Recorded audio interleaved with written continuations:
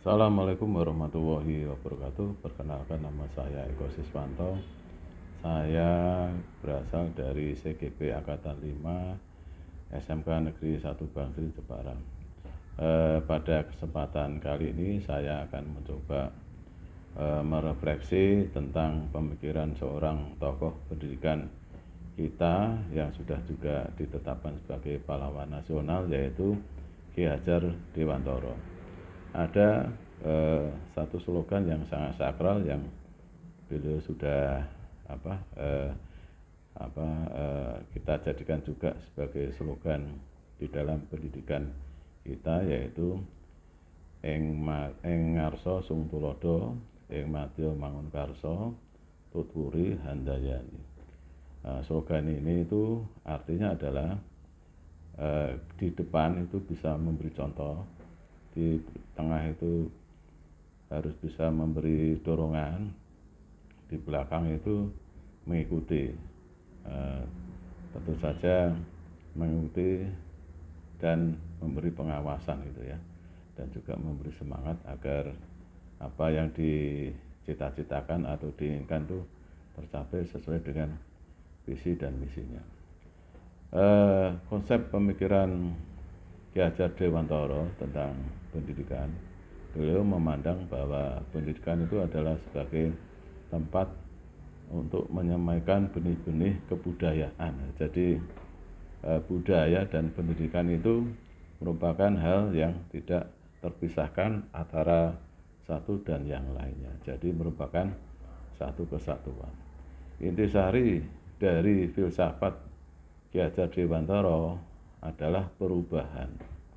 Jadi intinya itu. Jadi semua hal yang kita lakukan dalam pendidikan, yaitu apapun yang kita lakukan dari mulai dan sebagainya, itu harus ada perubahan, dari perubahan yang kurang baik menjadi baik gitu ya, kira-kira gitu.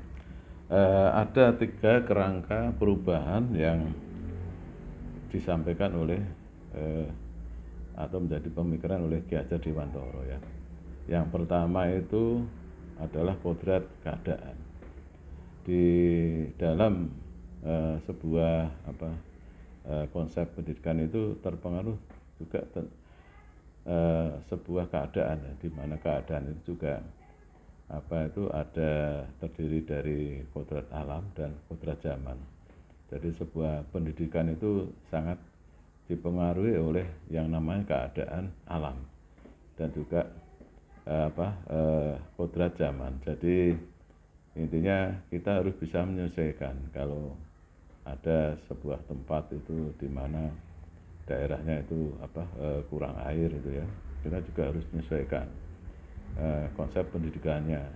Daerah yang kurang air atau mungkin daerah yang gersang, kita juga harus menyesuaikan.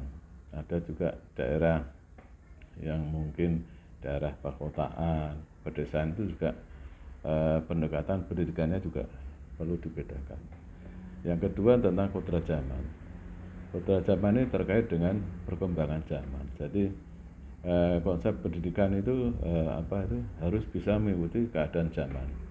Apalagi saat ini itu kita sudah memasuki era 4.0 ya. Jadi intinya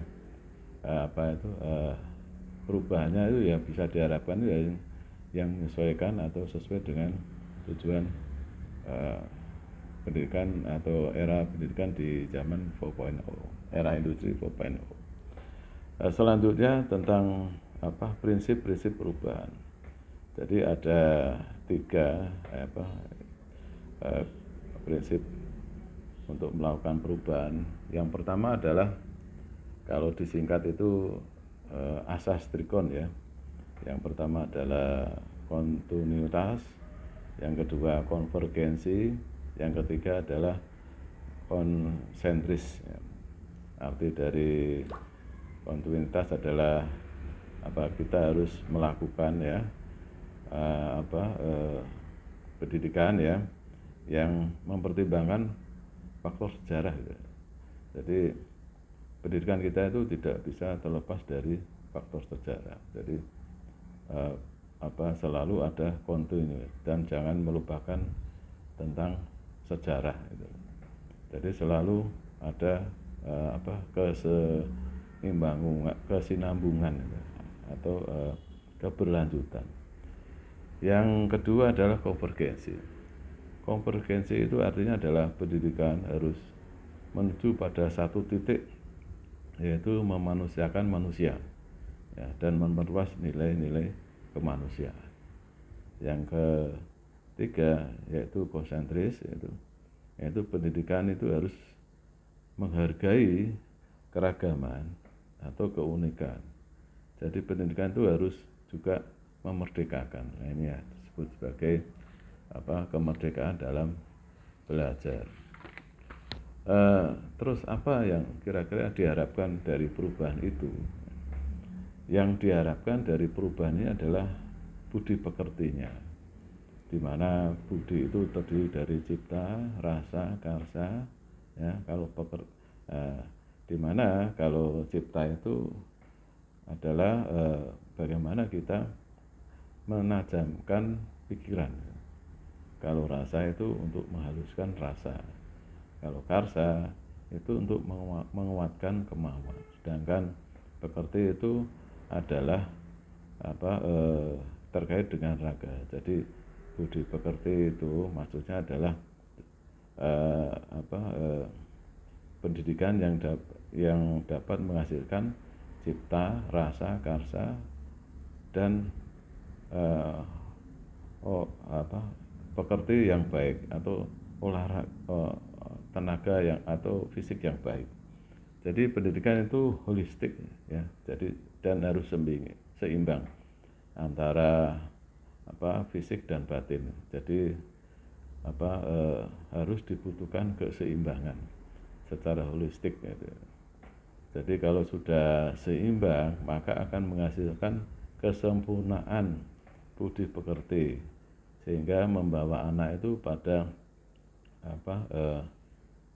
kebijaksanaan. Nah, itu kira-kira konsep dari perubahan yang diharapkan dari seorang Ki Dewantara. Ya, kira-kira begitu. Terima kasih. Wassalamualaikum warahmatullahi wabarakatuh.